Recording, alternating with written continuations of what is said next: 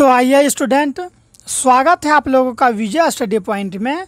और आज के इस वीडियो में मैं आप सभी को क्लास 10th संस्कृत का अध्याय 4 जिसका नाम है संस्कृत साहित्य लेखिका के टोटल VVI ऑब्जेक्टिव मैं आप लोगों को कराने वाला हूं। यानी कि इस अध्याय से जितने भी VVI ऑब्जेक्टिव प्रश्न हैं स्टूडेंट, मैं वो सभी के सभी VVI ऑब्जेक्टिव प्रश्न कराने वाला हूं।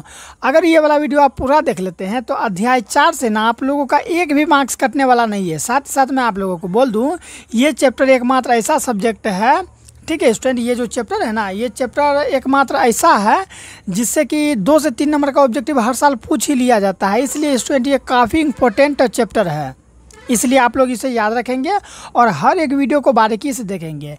स्टूडेंट मैं आप लोगों को बोल दूं कि इससे पहले वाले अध्याय में मैंने अध्याय 1, 2, 3 के जितने भी VVI ऑब्जेक्टिव है फुल एक्सप्लेनेशन के साथ मैंने समाप्त कर दिया है। अगर नहीं देखे हैं तो इसी वीडियो के डिस्क्रिप्शन में उसका लिंक दिया गया है, आप वहां से क्लिक करके देख सकते हैं। तो आइए अब हम सभी स्टार्ट करते हैं पहला प्रश्न से। देखिए स्टूडेंट, पहला प्रश्न है कि समाजस्य यानम पुरुष है डैश डैश डैश चलती रिक्त स्थानों की पूर्ति सही विकल्पों से करे। यानी कि पूछ रहा है कि यहाँ पर क्या भराएगा। निम्न में ये जो 4 ऑप्शन है यहाँ पर क्या भराएगा, बालकः भराएगा, मित्रे, वृद्धे या फिर नारी भी। तो याद रखेंगे स्टूडेंट, यहाँ पर भराएगा नारी भी। क्या भराएगा? नारी भी। और ये प्रश्न 2024 में पूछा गया था। दूसरा प्रश्न है कि वृद्धा अवयव का अर्थ है। ये जो वृद्धा शब्द है ये एक अवयव है। क्या है? एक अव्यय है। और इसका पूछा कि अर्थ क्या होता है, तो आप लोग याद रखेंगे स्टूडेंट कि इसका अर्थ बेकार होता है। क्या होता है? बेकार। वृद्धा अव्यय का अर्थ क्या है? तो बेकार है। ठीक है, समझ में आ रहा है। आइए अब हम लोग तीसरा नंबर का प्रश्न देखते हैं। चंद्रयादित्यस्य रागी डैश डैश डैश एव वीर्यांका इति मन्यते रिक्त स्थान की पूर्ति करना है। यानी कि फिर इसमें भी वही पूछ रहा है कि यहाँ पर क्या भराएगा। तो यहाँ पर स्टूडेंट भराएगा हम लोग का विजय भट्टारिका। क्या भराएगा? विजय भट्टारिका भराएगा ये स्थान पर। स्टूडेंट मैं बोल दूँ 1 से लेके 5 तक जो प्रश्न है थोड़ा सा आपको हार्ड लगेगा। उसके बाद जितने भी प्रश्न हैं काफ़ी ईजी सब प्रश्न है, इसलिए आप लोग थोड़ा सा वेट कीजिए, अच्छे प्रश्न का इंतजार कीजिए। हालांकि प्रश्न कोई भी हो एग्ज़ाम के दृष्टिकोण से सब अच्छे ही होते हैं, बल्कि उसे समझना और याद करने पर निर्भर करता है। आइए अब हम लोग 4 नंबर का प्रश्न देखते हैं क्या है। 4 नंबर का प्रश्न हम लोगों का तिरुम्बलाम्बा रचित चंबू काव्य है। यानी कि ये जो है ना तिरुम्बलाम्बा रचित चंबू काव्य है। क्या है? तिरुम्बलाम्बा के द्वारा जो रचित चंबू काव्य है वो क्या है? पूछ रहा है कि वो क्या है, बताइए क्या है। वरदम्बिका परिणय है या फिर मीरा लहरी है, सत्याग्रह गीता है या फिर ग्राम ज्योति है। तो इसका राइट आंसर हो जाएगा ये क्या है? वरदाम्बिका परिणय है। याद रखेंगे आप लोग कि तिरुम्बलाम्बा के द्वारा जो रचित चंबू काव्य है वो क्या है? वरदाम्बिका परिणय है। भूलेंगे आप लोग? नहीं भूलेंगे, 2024 में यह प्रश्न पूछा गया था। 5वां नंबर का प्रश्न है प्रोक्त पद का अर्थ है। बताइए स्टूडेंट, प्रोक्त पद का अर्थ क्या है? कही गई, लिखी गई, पढ़ी गई या फिर चली गई। तो प्रोक्त पद का अर्थ है कही गई। क्या है? कही गई। 6 नंबर का प्रश्न है कि मैत्रेयी का वर्णन किस उपनिषद में मिलता है। मैंने कहा था ना कि 1 से 5 तक थोड़ा सा अजीब टाइप का प्रश्न मिलेगा, उसके बाद के प्रश्न काफ़ी अच्छे अच्छे मिलेंगे। तो देख सकते हैं यहाँ पर क्या है, मैत्रेयी का वर्णन किस उपनिषद में मिलता है। यानी जो मैत्रेयी थी उसका वर्णन कौन सा उपनिषद में मिलता है? बोलिए। मुंडक उपनिषद में, कठोप उपनिषद में, बृहदारण्य उपनिषद में या फिर ईशावास्य उपनिषद में मिलता है। तो आप लोग कभी भूलेंगे नहीं, क्योंकि ये काफ़ी इंपॉर्टेंट प्रश्न है। 2018 में इससे एक प्रश्न बन चुका है। मैत्रेयी का वर्णन जो है मिलता है हम लोग का बृहदारण्य उपनिषद में मिलता है। भूलेंगे आप लोग? नहीं भूलेंगे और हर एक प्रश्न को याद करेंगे। स्टूडेंट अगर आपको ये ऑब्जेक्टिव का प्रश्न अगर समझ में आ रहा है ना, तो चैनल को एक बार सब्सक्राइब जरूर कर लीजिएगा। साथ ही साथ जो आसपास के आप लोगों का जो दोस्त है ना, उसको भी थोड़ा शेयर कर दीजिएगा स्टूडेंट, ताकि वो लोग भी पढ़ लें। ये नहीं कि दोस्त को आगे बढ़ने नहीं देना है, उसके चक्कर में उसको वीडियो नहीं भेजेंगे। ठीक है, ऐसा तो नहीं करना है। चलिए 7 नंबर का प्रश्न देखते हैं क्या है। 7 नंबर का प्रश्न थोड़ा सा ये टेढ़ा हो गया, उसके लिए दिक्कत नहीं है, अभी सीधा हो जाएगा। 7 नंबर का प्रश्न है कि वरदाम्बिका परिणय चंबू किसकी जो है कि रचना है? बोलिए ये किसकी रचना है? तो अभी मैंने कहा था कि तिरुमलंबा की रचना है। किसकी रचना है? तिरुमलंबा का। 8 नंबर का प्रश्न है कि लौकिक, क्या लिखा हुआ है जरा एडजस्ट कर लिया जाए इसको स्टूडेंट। लौकिक संस्कृत साहित्य में कवित्रियों के कितने पद स्फुट रूप से यत्र तत्र मिलते हैं? 100, 150, 200 या फिर 125? ये प्रश्न काफ़ी इंपॉर्टेंट है, याद रखेंगे आप लोग। तो इसका राइट आंसर हो जाएगा ऑप्शन नंबर बी 150। कितना? 150। यानी कि लौकिक संस्कृत साहित्य में कवित्री के 150 पद जो है ना स्टूडेंट, 150 पद इधर उधर मिलते हैं, यानी कि यत्र तत्र मिलते हैं। 9 नंबर का प्रश्न है कि ऋग्वेद में कितने महिला ऋषिकाओं का वर्णन है? बोलिए, इस प्रश्न से आप लोग पीछा नहीं छुड़ा सकते हैं कि ऋग्वेद में कितने ऋषिकाओं का वर्णन है। 24 ऋषिकाओं का, 25 का, 23 का या फिर 26 का? तो इसका राइट आंसर हो जाएगा 25 का स्टूडेंट। कितने का? 25 का। बोलिए, उठा उठा के पटकेंगे। 25 का नहीं, 24 का। ऋग्वेद में कितने महिलाओं का वर्णन है? तो 24 महिलाओं का वर्णन है। अक्सर स्टूडेंट क्या करते हैं, 25 देखते ही मार देता है, ठीक है, क्योंकि उसका मन में बैठा है कि 10, 15, 5, 25, 30, 35, ये जो 5 का पहाड़ा में आता है ना, वो बच्चा लोग का मन में बैठ जाता है। इसीलिए आप लोग याद रखेंगे कि ऋग्वेद में कितनी महिलाओं का वर्णन है? तो 24, भूलेंगे नहीं, 24। देखिए अब 10 नंबर का प्रश्न क्या है? शंकर चरित्र के रचनाकार कौन है? बोलिए, शंकर चरित्र के रचनाकार कौन है? ए पंडिता छमाराव, बी वनमाला भवालकर, सी विजयांका या फिर डी मिथिलेश कुमारी मिश्रा? तो 10 का राइट आंसर हो जाएगा आप लोगों का क्या? पंडित छमाराव। भूलेंगे नहीं, भूलेंगे। शंकर चरित्र के रचनाकार कौन है? तो पंडित छमाराव है स्टूडेंट। 11 का है कि कंपन राय की रानी कौन थी? कंपन राय की रानी कौन थी? तो गंगा देवी थी स्टूडेंट। कौन थी? गंगा देवी थी। कंपन राय की रानी कौन थी? गंगा देवी थी। अगला प्रश्न है कि अच्युत राय का समय क्या था? अच्युत राय जो थे उसका समय क्या था? तो 16वीं शताब्दी समय था स्टूडेंट। क्या था? 16वीं शताब्दी उसका समय था। भूलेंगे नहीं, भूलना है, हर एक प्रश्न को याद रखना है। डायरेक्ट आंसर करेंगे तो समय की बर्बादी नहीं होगा। ऑप्शन के साथ अगर पढ़ते हैं एक एक करके, अगर ऑप्शन को मैं बताता हूँ तो इसमें काफ़ी समय की बर्बादी होती है। इसलिए मैं सोच रहा हूँ कि बिना ऑप्शन के direct to the point answer को ही हम लोग बताएंगे। 13 का प्रश्न देखिए क्या है? वनमाला भवालकर किस काल की संस्कृत कवित्री थी? जो ये वनमाला भवालकर थी वो किस काल का, किस समय की संस्कृत कवित्री थी? बोलिए, प्राचीन काल का, अति प्राचीन काल का, मध्य काल का या फिर वर्तमान काल का? तो इसका राइट आंसर हो जाएगा स्टूडेंट वर्तमान काल का। क्या हो जाएगा? वर्तमान काल का। आगे है 14 नंबर का प्रश्न है कि विजयांका का काल किस शतक में माना जाता है? तो विजयांका का काल किस शतक में माना जाता है? तो अष्टम शतक में माना जाता है, अष्टम शतक में, ठीक है। और यह प्रश्न जो है कि 2019 और 21 में पूछ लिया गया है। स्टूडेंट अगर आप लोगों को समझ में आ रहा है तो चैनल को सब्सक्राइब करके अपने दोस्तों को भी शेयर जरूर कीजिएगा। साथ ही साथ मैं आप लोगों को बता दूँ कि अगर आपको कहीं पर भी दिक्कत है तो इसी वीडियो के डिस्क्रिप्शन में उसका नंबर दिया गया है, यानी कि मेरा, आप वहां से नंबर लेकर हमसे संपर्क कर सकते हैं। साथ ही साथ आपको किसी भी जो है कि टॉपिक पर वीडियो चाहे तो आप कमेंट कर सकते हैं कि सर ये वाला वीडियो लाइए, आप लोगों को वो वाला भी मैं वीडियो करा दूंगा। हालांकि बोलने का तो मैं मौका नहीं दूंगा, मैं अपने अकॉर्डिंग समय रहते ही हर एक टॉपिक पर वीडियो लाते रहता हूँ। अगला देखेंगे 15 नंबर का प्रश्न क्या है?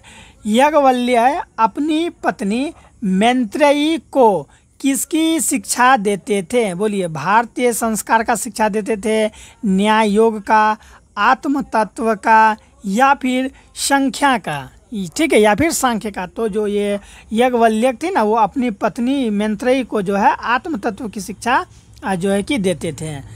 यानी कि स्टूडेंट ये जो याज्ञवल्क्य है ना, ये अपनी पत्नी जिसका नाम है मैत्रेयी, उसको आत्म तत्व का शिक्षा देते थे। अगला प्रश्न है कि विजय भट्टारिका किनकी पत्नी है? बोलिए, विजय भट्टारिका किनकी पत्नी है? तो चंद्रादित्य का। किसका? चंद्रादित्य का।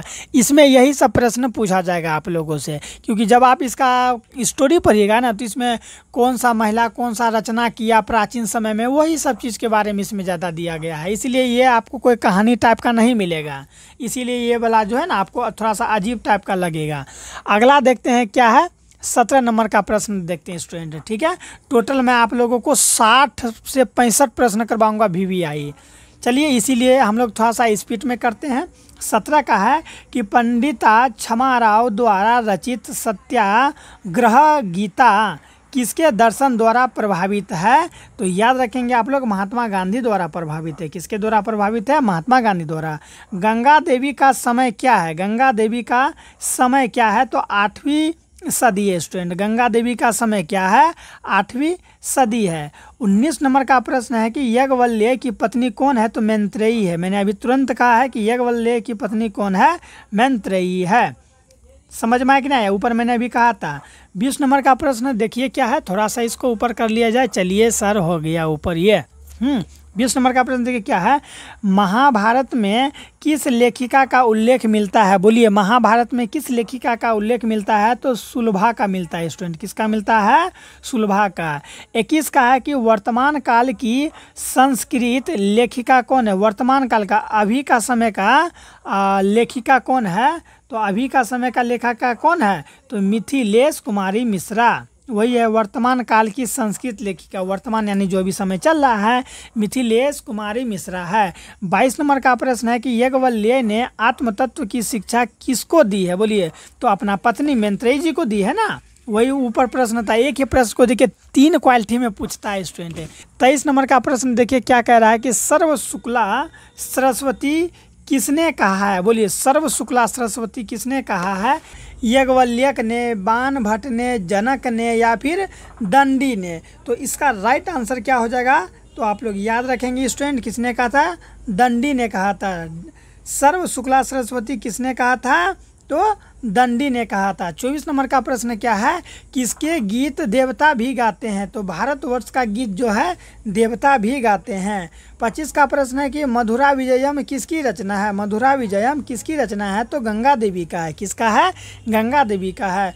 जनकस्य सभायाम शास्त्रार्थ कुशलाः कः? बोलिए, जनकस्य सभायाम शास्त्रार्थ कुशलाः कः पूछ रहा है, तो आप लोग याद रखेंगे गार्गी। क्या याद रखेंगे? गार्गी।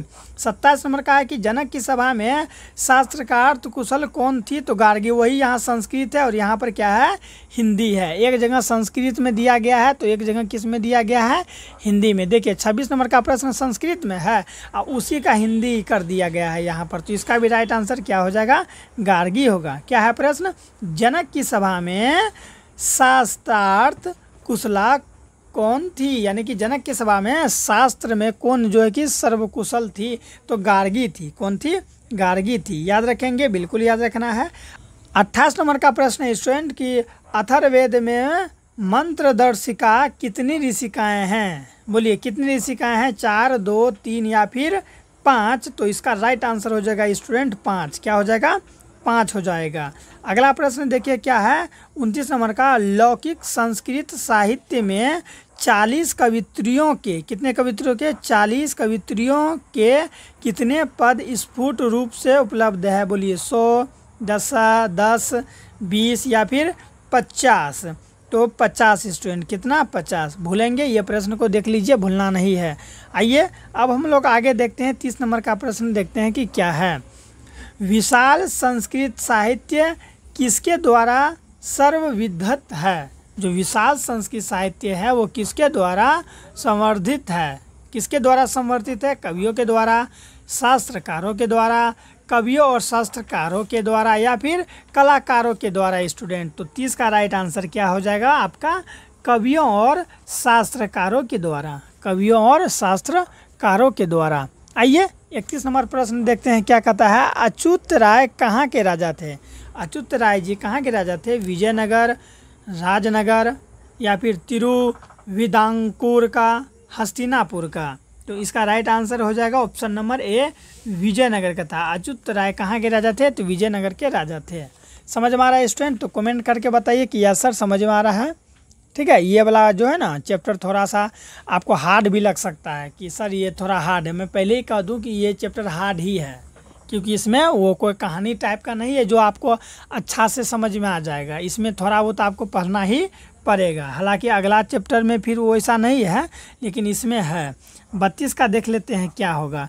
यहाँ पर है कि लौकिक संस्कृत साहित्य में कवित्रियों ने प्रथम कल्पा कौन है? कवियत्रियों में प्रथम कल्पा कौन है? शीला भट्टारिका, देव कुमारिका, विजयांका या फिर राम भद्राम्बा। तो विजयांका हो जाएगा इसका राइट आंसर। क्या हो जाएगा बाबू लोग? विजयांका। कितना नंबर है? 32 नंबर का विजयांका। 33 में है कि आधुनिक काल की संस्कृत कवित्री कौन है? आधुनिक काल की तो मैंने थोड़ा देर पहले भी बताया था कि आधुनिक काल का है पंडिता छमारव। ये भी जो है ना आधुनिक काल का ही है। ओहो, ये आधुनिक काल का था स्टूडेंट। इससे पहले मैंने क्या बताया था? वर्तमान काल का। तो वर्तमान काल का कौन है? तो मिथिलेश कुमारी मिश्रा है। आप पूछेगा यहाँ पर आधुनिक काल का कौन है? तो पंडिता छमारव। आधुनिक काल का पूछेगा तो पंडिता छमारव, और वर्तमान काल का पूछेगा तो मिथिलेश कुमारी मिश्रा लगाइएगा। ठीक, चलिए आगे देखते हैं क्या है। दक्षिण भारतीय संस्कृत लेखिका कौन है? दक्षिण भारतीय संस्कृत लेखिका के बारे में पूछ रहा है। यहाँ देखिए 34 नंबर। दक्षिण भारतीय संस्कृत लेखिका कौन है मेरे प्यारे बाबू लोग? तो याद रखेंगे इनमें से सभी है, यानी कि शीला भट्टारिका भी है, राम भद्राम्बा भी है और देव कुमारिका भी है, यानी कि इनमें से सभी A, B, C तीनों है दक्षिण भारतीय संस्कृत लेखिका। 35 का है कि समाज में गाड़ी कैसे चलती है? तो पुरुष और नारी से, दोनों से चलता है स्टूडेंट। यानी कि अगर आपको रहना है समाज में तो स्त्री पुरुष सबका महत्व देना होगा, तभी समाज में गाड़ी चलती है। ये मत कहिएगा कि समाज में गाड़ी ट्रेन से चलती है, वो नहीं है स्टूडेंट। ठीक है, आई मीन समाज में गाड़ी तेल और डीजल से चलता है ना, वो नहीं बोलना है आप लोगों को। देखते हैं 36 नंबर क्या है। मैत्रेयी कौन थी? याज्ञवल्क्य की पुत्री या फिर पाक शास्त्र विशेषज्ञ, याज्ञवल्क्य की शिष्या या फिर याज्ञवल्क्य की पत्नी? तो याज्ञवल्क्य की पत्नी थी। कौन थी? मैत्रेयी कौन थी? याज्ञवल्क्य की पत्नी थी। समझ में आ रहा है? देखिए 37 नंबर का प्रश्न क्या है। लौकिक संस्कृत साहित्य में लगभग कितनी कवित्री के पद मिलते हैं? तो मैंने पहले ही कहा था 24 मिलते हैं। कितने मिलते हैं? 24 2021 में पूछा गया है यह प्रश्न। ठीक है, अब 38 नंबर का है कि गांधी दर्शन से प्रभावित रचना कौन सी है? गांधी दर्शन से प्रभावित रचना कौन सी है? तो याद रखेंगे सत्याग्रह गीता है। गांधी जी जो है ना, सत्याग्रह गीता याद रखेंगे, इसे रिलेट कर लीजिए। 2022 और 23 में पूछा गया है। आगे है कंपन राय के समय क्या है? कंपन राय का समय पूछ रहा है 12वीं शताब्दी, 14वीं शताब्दी, 10वीं शताब्दी या फिर 6वीं शताब्दी। तो 14वीं शताब्दी स्टूडेंट। इस तरह से हम लोग का टोटल 40 VVI ऑब्जेक्टिव समाप्त होता है। अभी हम लोगों के लिए और जो है कि करीब 20 से 22 ऑब्जेक्टिव प्रश्न और है, इसे भी हम लोग पूरा देख लेंगे ताकि आपको कोई भी दूसरा वीडियो देखने की आवश्यकता ना पड़े। आप एक वीडियो देखेंगे और उसी में पूरा क्लियर हो जाएगा। आइए हम लोग इसे भी जल्दी जल्दी कर लेते हैं स्टूडेंट। मैं चाहता हूं कि आपको पूरा प्रश्न तैयारी हो जाए एक ही वीडियो में। समझ में आ गया स्टूडेंट? और आपको कहीं पर भी किसी भी प्रकार का दिक्कत नहीं हो।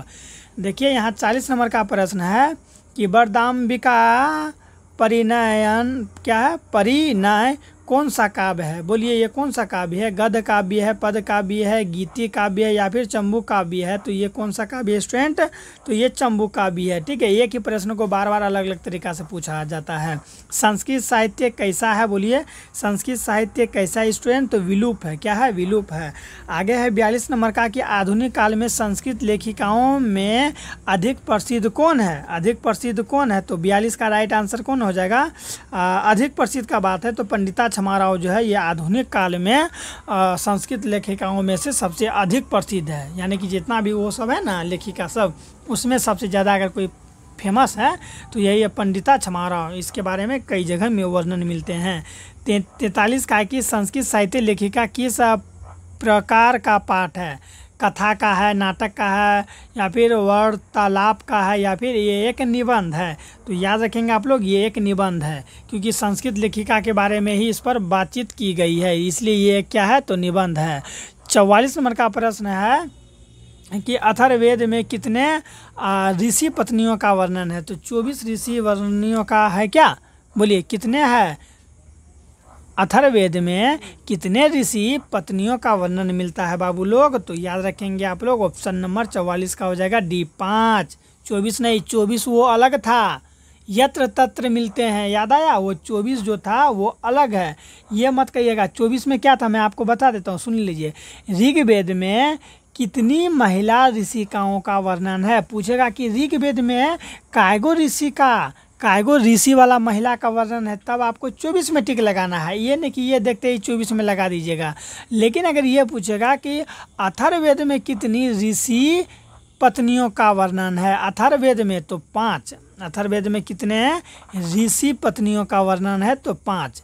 ठीक है बाबू लोग, समझ में आ रहा है। आगे देखिए, पंडित छमाराव के पति कौन है। बोलिए पंडित छमाराव के पति कौन है, तो उनका पति का नाम है पंडित शंकर पांडुरंग। पंडित शंकर पांडुरंग।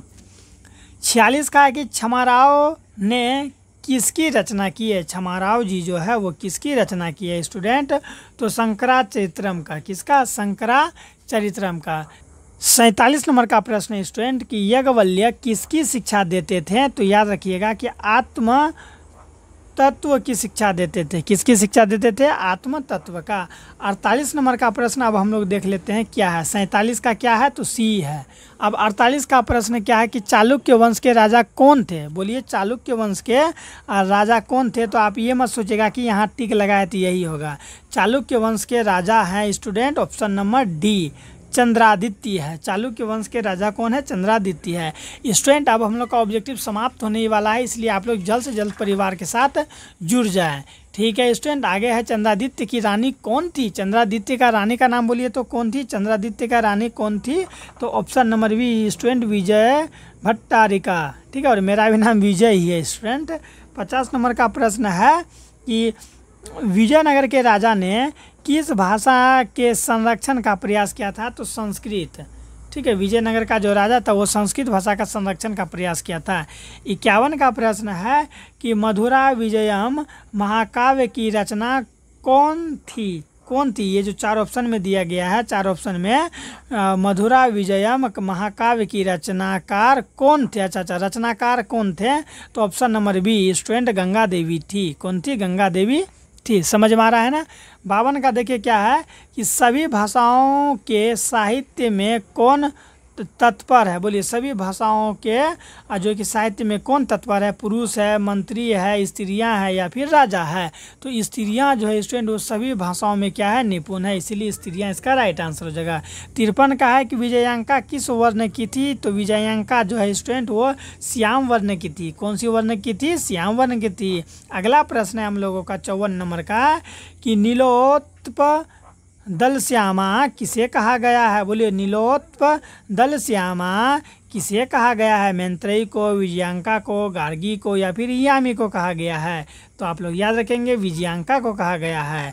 55 नंबर का प्रश्न देख लेते हैं क्या है, उसके बाद हम लोग अगला स्लाइड पर बढ़ेंगे। 55 नंबर का प्रश्न है कि नीलोत्प दल Shyama dash dash dash Saraswati श्लोक कहाँ से जो है कि लिया गया है। कहाँ से लिया गया है, आलस कथा, भारत महिमा, नीति श्लोका या फिर संस्कृत लेखिका। तो संस्कृत साहित्य लेखिका से लिया गया है। बहुत इजी प्रश्न है। अब आइए हम लोग यहाँ पर है कि श्याम वर्ण कौन थी, श्याम वर्ण की जैसा कौन थी।